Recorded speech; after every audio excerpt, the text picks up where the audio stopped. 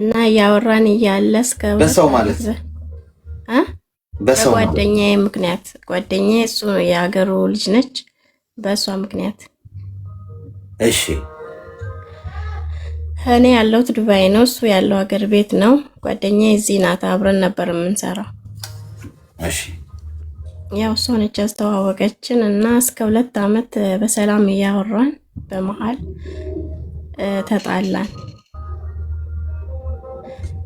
ከዛን አሁንም ደግሞ ተመልሰን ታረቅን። በስልክ ነው የምታወሩት አይደል? አዎ በስልክ ነው፣ በአካል አንተዋወቅም። እና እያወራን እያለ ደግሞ አሁንም ድጋሜ ሁለተኛ ተጣላን። እሺ ተጣልተን ከዛም በመሃል እኔ ገባሁኝ ሀገር ቤት አምና ማለት ነው ሚያዝያ አካባቢ ገባሁኝ። እና ገባሁኝ በዚህ መሃል ብር ልኬበት ነበረ ለሱ።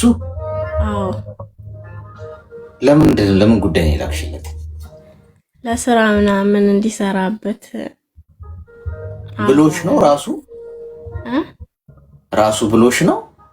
አዎ ምን አይነት ስራ እንዲሰራበት? ቢዝነስ። የምን ቢዝነስ? የሆነ ቢዝነስ ጀምሮ ነበረ። እኔም ረዳሁት፣ ሰጠሁት። ስንት ሰጠሽው? 200 ሺህ 200 ሺህ። ቁጥሩ ሲበዛ ብሩ ቀሎብሽ ነው? እንዴት ልትሰጪው ቻልሽ? 200 ሺህ እኔ እሱ ነው የሚያናድደኝ። እና ተጣላን። በዚህ ሳንታረቅ በዚህ መጨረሻ ላይ ተጣላን እና እኔ አሁን በገባሁበት ሰዓት አሁን የደወልኩለት ስለ ብሩ ለማውራት ነው። እሺ ከዛን ስለ ብሩ ምናምን ሳላወራ በቃ ተመልሰን ተግባባን። አደዋወሌ ብሩ ልጠይቀው ነው፣ ብሬን ስጠይ ለማለት። አደባባይ ላይ ማለት አደዋወሌ ያኔ ከዚህ ገብቼ ስደውልለት ያኔ ስልክ ስደውልለት ለብሩ ነበር እንዲመልስልኝ አካሄዴ። እሺ ከዛን ብሩንም ሳልጠይቀው አወራን፣ ተግባባን ድጋሜ። እኔ 1 ወር እረፍት ነበር የሄድኩት። አንድ ወር እረፍት ስትይዢ ተነካክታችኋል? ንክኪ ያለ? የለም እኮ። ታዲያ አንቺ ልጠይቂው ሄደሽ ሀሳብሽ ምንድን ነው ያስቀየረሽ? ተንከባክቦሻል? ምንድን ነው የተፈጠረው? ሀሳቤን ያስቀየረኝ ወዶ እንዳልሆነ ያኔ ዝም ያለኝ የተጣላ ነው ምናምን ወዶ እንዳልሆነ ነው ያወራኝ። አመንኩት። በቃ ወዶ እንዳልሆነ ሲልሽ ወድጄ አይደለም እንደዚህ ያደረኩት ሲልሽ አመንሽው? አመንኩት። አዎ እሺ። ከዛን 1 ወር እረፍቴን ወስጄ እኔ ተመለስኩ እዚህ።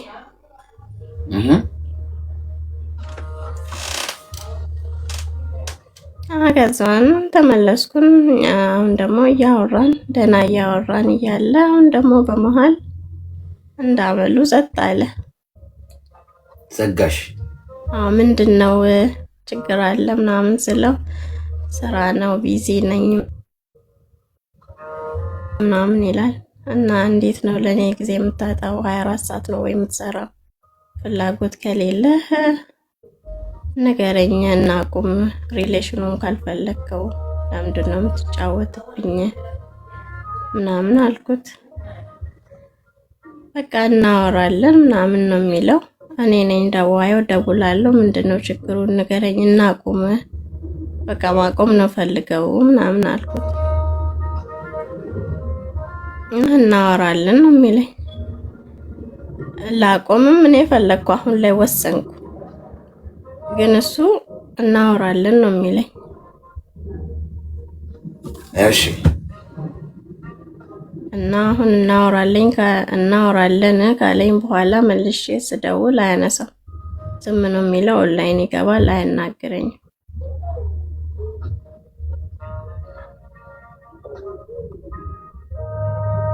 እሺ። እና አሁን ግራ ገብቶኝ ነው ያለሁት። ምንድን ነው የምትፈልጊው? ምን ላድርግ እንዴ? እና እሺ ሚውት አድርጊሽ፣ ሚውት አድርጊ። አደንዘዥ ስጧት። ቃሪያ በሚጥሚጣ ሰናፍጭ ጣል ጣል ያለበትን መርፌ ነው የምንወጋሽ። ትንሽ ሊለበልብሽ ይችላል። አዎ አንቺ ሰው ሀገር የተሰደድሽው ሰርተሽ ለመለወጥ ራስሽን ለመቀየር ወንድ ለመቀየር አለ። ያውም በአካል ያላወቅሽው ሄደሽ አገኙ አታገኙ እሱ ሌላ ጉዳይ ነው። እሱም ቢዝነስ ማስጀመሪያ አይደለሽም አንቺ። 200,000 ብር እኮ ቀላል ብር አይደለም። እንዲመልስልሽ ትጠብቂያለሽ? የሚመልሰው እኮ መጀመሪያውንም አይወስድም። ይህን የሚያክል ብር ከአንቺ አይወስድም። የመመለስ ልብ ያለው ወንድ ገብቶሻል አይደል? ዜሮቹ ወደ ግራ ወደ ቀኝ እንደዚህ ሲደረደሩ ከፊት ለፊት ቁጥር የሌለ እየመሰላችሁ ነው የምትሸወሩት። ግራ እየገባኝ ነው። 200,000 ብር እኮ በጣም ብዙ ብር ነው።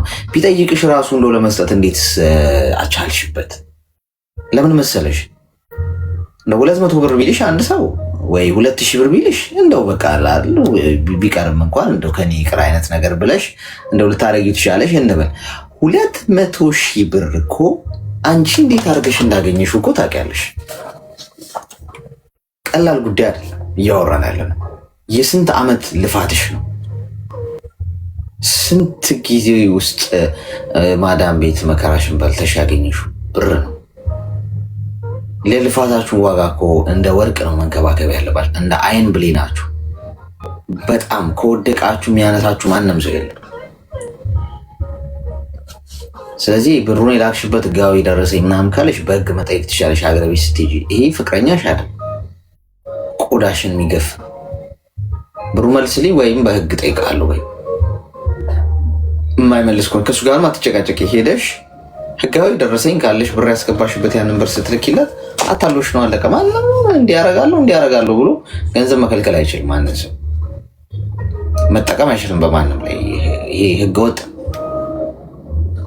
ማድረግ ያለብሽ በአጠቃላይ እሱ አይሆንሽም፣ አይፈልግሽም። ሰውዬው ከአንቺ የፈልገው ጥቅሙን ነበር። 200,000 ብሩን አገኘ። ትንሽ ሄደሽ ስታሳዝኘው ምን ያደርጋል? በቃ ምን መሰለሽ እንዲህ ብሎ አለሳስሎ ይወስድሻል። አንቺ ያኔ ገንዘቡን ልጠይቂ በነበርሽበት ሰዓት እንዴት ያሳምንሻል? ምን ቢልሽ ነው ያመንሽው? ነው ግራ አይገባኝም። ምክንያቱም ያሳይሽ ነገር በሙሉ እኮ እንደሚወድሽ አይደለም እኮ። ስደውይለት አያነሳም፣ ይዘጋሻል፣ ይጠፋል። 200,000 ብር ብዙ ብር ነው። እሺ ዜሮ ሲበዛ ብሩ አይቀልም። ስለዚህ ከዛሬ ጀምሮ ከእሱ ጋር ያለሽን ቀረቤታና ሁኔታ ቀንሽና ገንዘቡን ሀገር ቤት ስትይ እሱን አለ መጠየቅ ያለብሽ። ቀጥታ እጅሽ ላይ ያሉ መረጃዎችን ይዘሽ የጽሁፍ መረጃ ገንዘብ እንዳሰጠሽው የጽሁፍ መረጃ፣ የቮይስ መረጃዎችሽን ይዘሽ ደረሰኞችሽን ይዘሽ ቀጥታ ወደ ህግ ይዘሽ ትሄጃለሽ ጉዳዩ። እሱን ግን አፈቅረዋለሁ እወደዋለሁ የሚል መጃጃል ውስጥ አትግቢ።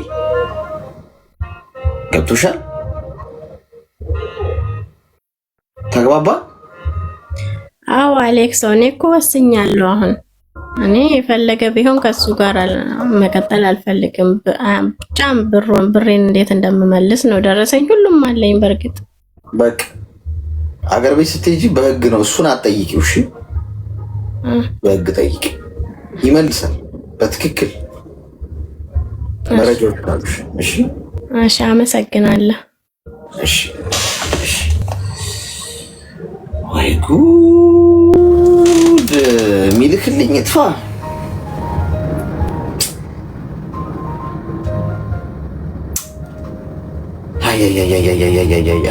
ነገር ተበላሸ ጓዶች። አንድም እንኳን እጣና ብድር ምንድን ሳይደርሰኝ ምንም ይኸው አለው።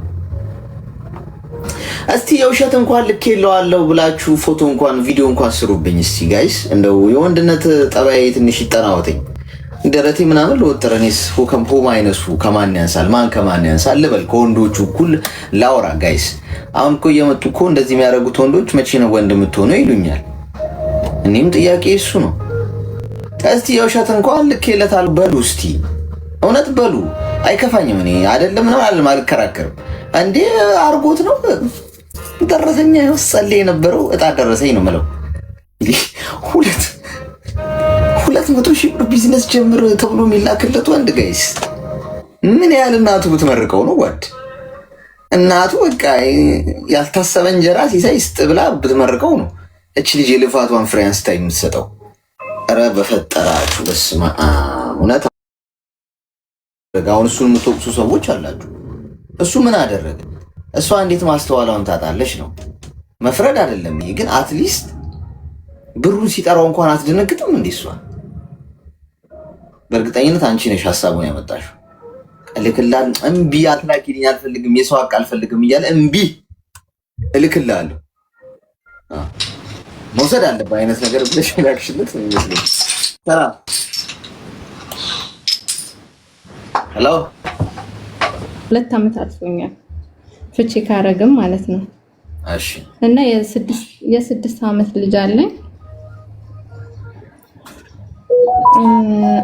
አብሮ አደግ ጓደኛ የነበረ ከዚህ በፊት ማለት ነው። አብሮ አደግ ጓደኛ ያለ የሰፈራችን ልጅ ነው። በጣም ነው የማውቀውና ኢትዮጵያ ገብቼ ነበረ። ይሄ ኬዝ በተፈጠረ ሰዓት ኢትዮጵያ ገብቼ ነበርና በህይወቴ በማንኛውም ሰዓት ላይ ቀድሞ የሚደርስልኝ ፈጥኖ የሚደርስልኝ ማለት በቃ የሆነ የውስጤን ሳልናገር ቀድሞ የሚደርስልኝ ሰው ነው።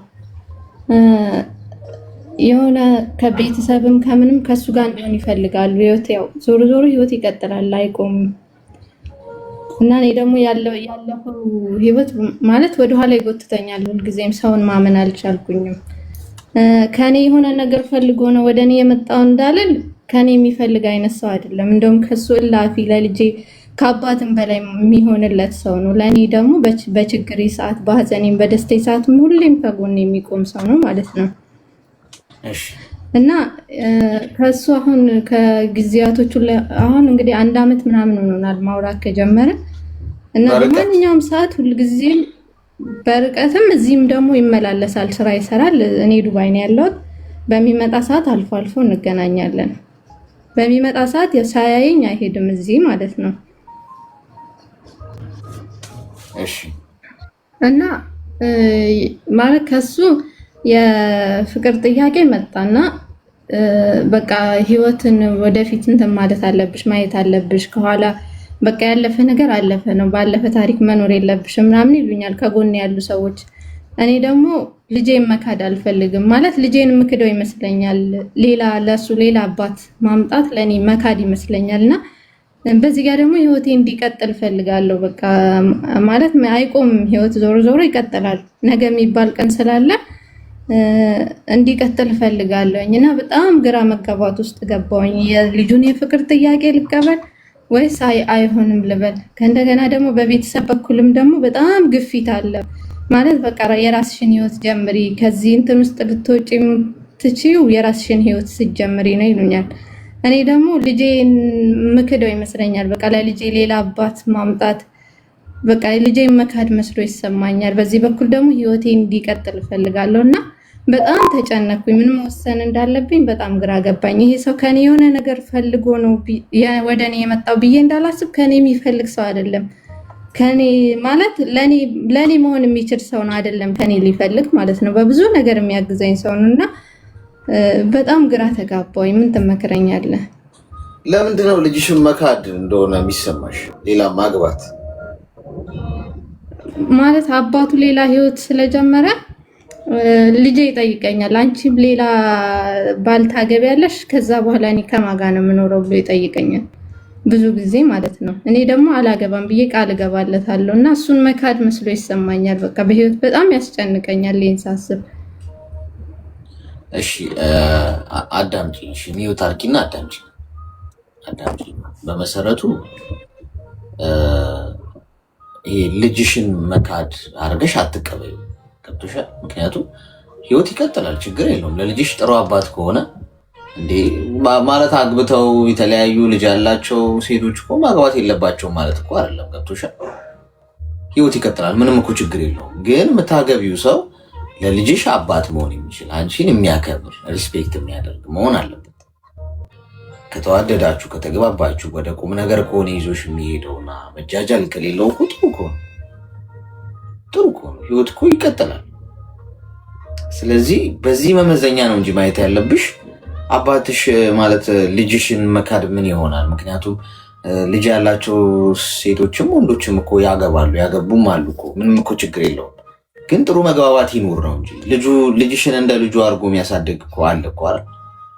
ጥሩ ልብ ያለው ወንድ ከሆነ አንቺን ከአንቺ ጥቅም የማይፈልግ ሳይሆን በቃ በራሱ የቆመ ይሄ ነው እንዲህ አልኳቸው ያለው በራሱ የቆመ የራሱ ዓላማ ያለው ግን ቁም ነገር ያላት ሴት የሚፈልግ ለትዳር የእውነት አጋር መሆን የሚፈልግ አይነት ከሆነ ዋይናት ምን ችግር አለ? ጥሩ ከሆነ ስለዚህ አታስቢው። ልጅሽ አላለሽም እንደዛ። አንቺ ገና ለገና በአይምሮሽ ያሰብሽው ነገር ነው። አባቱም እኮ ህይወት ቀጥሏል አልሽኝ እና ታዲያ አንቺ ህይወት አይገባሽም እንዴ? ምንም እኮ ችግር የለውም። ስለዚህ በዛ መንገድ ነው ማየት ያለብሽ እንጂ ኔጌቲቭን ነገር አትዩ ነው። የምታገቢው ሰው ማን መሆኑን ማወቅ በደንብ መገንዘብ ነው እንጂ ማግባትሽ እኮ ትዳር እኮ ስህተት አይደለም። ተግባባን? ስለዚህ ከባድ አይደለም። አንቺ ያሰብሽበት መንገድ ትክክል አይደለም። እሱን ቀይሪ። ምንም መጥፎ ነገር አይታየኝም እኔ ከነገርሽኝ ነገር አንፃር። እሺ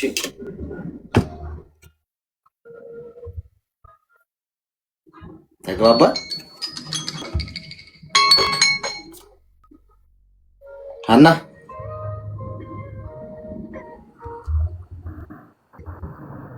ይሰማካል? አዎ ግልጽ ነው። አዎ በእርግጥ ገብቶኛል እኮ እኔም እኮ ህይወቴ እንዲቀጥል እፈልጋለሁኝ። ግን ደግሞ በቃ ማለት ከፍርሃት መውጣት አልቻልኩም። በቃ በጣም የሚያስፈራ ነገር እኮ ፍርሃትሽን እኮ መጋፈጥ እኮ ነው እንዴ። ፍርሃትን እኮ እና ፍርሃትሽን እኮ ከፈራሽ እኮ ሁሌ እንደፈራሽ እኮ ነው ምትኖሪው። ምንድነው የሚያስፈራሽ? አሁን ፈርተሽ ብትኖሪ ይሻላል ወይስ ደፍረ ምትኖሪው? እኮ አንድ ህይወት ነው። እኔ እናት መቼ እንደምትሞቻ አታውቂም። ሌሎቻችሁማ የሚያስፈራችሁ ብዙ ነገሮች ይኖራሉ። ፍርሃት አትፍሩ። ኦኬ መፍራት ፍርሃት እኮ ወደ እናንተ ሊመጣ ይችላል። ግን ስበሩታ ፍርሃቱ እንዲህ ነገ እኮ ልንሞት እንችላለን እኮ። ህይወት እኮ መቀጠል አለበት። አስበሽ ነው አሁን በአንዴም እዚህ የሆነ ነገር እንድትይኝ አለም። ግን ሀሳቡ ከገባሽ ኦኬ ቆይ ላስብበት ብለሽ ቁጭ ብለሽ አስበሽ የምትወስኝ ነው እንጂ በአንድ ንግግር እዚህ ጋር አንቺ እንዲያረጋለሁ እንድትይኝ አለ። ጀስት ግን ጊዜው ወስደሽ አስቢበት። ገብቶሻል?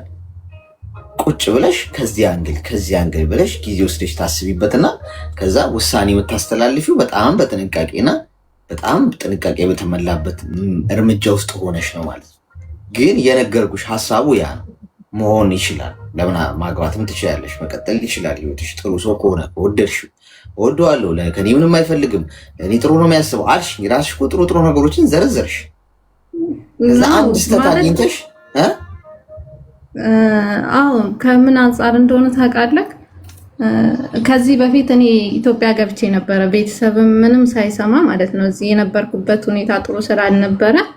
በብዙ መንገድ ትሪት እንድደረግ አድርጎኝ ወደ ራሴ እንድመለስ አድርጎ የረዳኝ እሱ ነው። እና ለልጄ የሆነ ነገር እፈልጋለሁ ብዬ ማለት የሆነ እንደ ሀሳብ እንኳን ሳቀርብለት ቀድሞ እንደውም ከአባት በላይ ነው የሚደርስለት።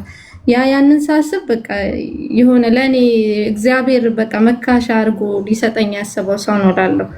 በአንድ መልኩ ደግሞ ሳስበው ድጋሚስ ብጎዳ በቃ ያ ነገር በጣም ያስፈልጋል። ወይኔ እኮ ግራ የሚገባኝ እህቴ ኔጌ አሁን ያልሽን ነገር ራስሽ ጠይቀሽ ራስሽ እኮ እየመለሽ እኮ ነው። ለልጄ አባት የሆነ ያህል ይደርስለታል አልሽ። የሆነ ነገር ፈለገ እንኳን ብል አሁን ይዞዬ ቢያመልጥሽና በቃ ሌላ ሚስት ቢያገባ የእውነት አገባ እንበለው ምንድን ነው የሚሰማሽ? ይሰማኛል ማለት ይከፋኛል እውነት ለመናገር። ስለዚህ አንቺ አሁን እንዲህ ግራ ወገቤን ጭንቅላትን ስትይ አይቺ ልጅ በቃ አትፈልገኝም ብሎ ይሄ ልጅ ሀሳቡን ቀይሮ በቃ ሌላ ሚስት ትዳር ነው የሚፈልገው ብሎ ካሰበ ሌላ ሚስት ሊያገባ ይችላል፣ መብቱ ነው። አንቺ ወገቤን ጭንቅላትን ስትይ አንቺ አሁን ያለፈው ህይወትሽ ያሳደረብሽ ተጽዕኖ አለ። እንዴት ያለፈው ህይወታችን የፊቱን ይገፋዋል? የኔ እናት ይህ እኮ በጣም እኮ አለመታደል እኮ ነው የእውነት። አልፌ የመጣሁበት ህይወት መጥፎ ህይወት እንኳን ካለኝ የኔ እናት የአሁኑ ህይወቴ ጭራሽ ሊጋፋው አይደለም እንዲች ያህል ጠብታ እንኳን ስሜት ሊኖር አይገባም። እንደዛ ከሆነ ከስር ያለው ያለፈው ህይወቴ የአሁኑ ላይ ተጽዕኖ እያሳደረ ከሆነ እስካሁን አልዳንኩም ማለት ነው። ስለዚህ ባለፈው ህይወት የጎዳሽ ሰው አጥንትሽ ድረስ እስክትይ የጎዳሽ ማለት ነው። ስለዚህ እሱ ደስ ይለዋል ህይወት መቀጠል አቅቶሽ እንዲህ በፍርሃት ስትኖሪ ሳይ ቆፍጠን ብለሽ አስበሽ አረጋግጠሽ 10 ጊዜ ለክተሽ አንዴ ትወስኛለሽ። አንቺም ደስታ ይገባሻል። አስቢበት ነው አሁንም እያልኩሽ ያለው አስቢበት፣ ጊዜ ወስደሽ ከዛ ትወስኛለሽ። ተግባባሽ? አመሰግናለሁ አሌክስ፣ እግዚአብሔር ያክብርልኝ። አመሰግናለሁ። በጣም አመሰግናለሁ። ኔጌቲቭ ነገር የምናስብ ከሆነ ኔጌቲቭ ነገር ነው የሚገጥመን አይደለ ጋይስ? የስጦታውን ንክፈተዋ ጋይስ። አይቼዋለሁ በጣም እኔ ወደድኩት፣ ግን እናንተ ደግሞ ላሳያችሁ ብዬ ነው። ያው ያከበረኝን ሰው በአደባባይ ማክበር አለብኝ ብዬ ስለማስብ ነው። የእጅ ሰዓት ነው። በጣም ነው የሚያምረው፣ በጣም ነው የሚያምረው እንደምታዩት ማለት ነው። እንደምታዩት ከዚህኛው ሰዓቴ ጋር ትንሽ ይቀራረባል። ይሄኛው ሲልቨር ነው፣ ይሄኛው ጎልደን ነው። እስቲ እናድርገው እዚሁ ጋር ምን ይለናል? ምን ይለናል? ምን ይለናል? ምን ይለናል? አንዳንዴ ይሄኛውን ያው የዚህኛው ቅያሬ ያገኘው ማለት ነው። እስቲ እንየው።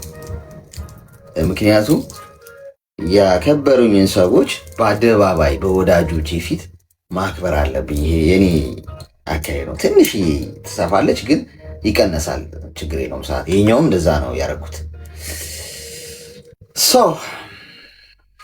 እንዴት አያችሁስ? እንዴት አያችሁስ? እስቲ ከ10 ስንት ትሰጡታላችሁ? ከ10 ስንት ትሰጡታላችሁ? ቆይ በዚህ ጋር ለሚታሰረው እዚህ ጋር ነው ሰዓት የሚታሰር። ከ11 ይሻላል። ከ10 እኮ ነው ያልኩት እኮ ከ10 ዋው! ሁላችሁም ወዳችሁታል ማለት ነው። በጣም ነው የሚያምረው። አያችሁ? በጣም ነው ያለው። በጣም ነው የማመሰግነው እጅግ በጣም ማለት ነው። በእውነት እኔ በጣም የዘንድሮ ልደት ጋይስ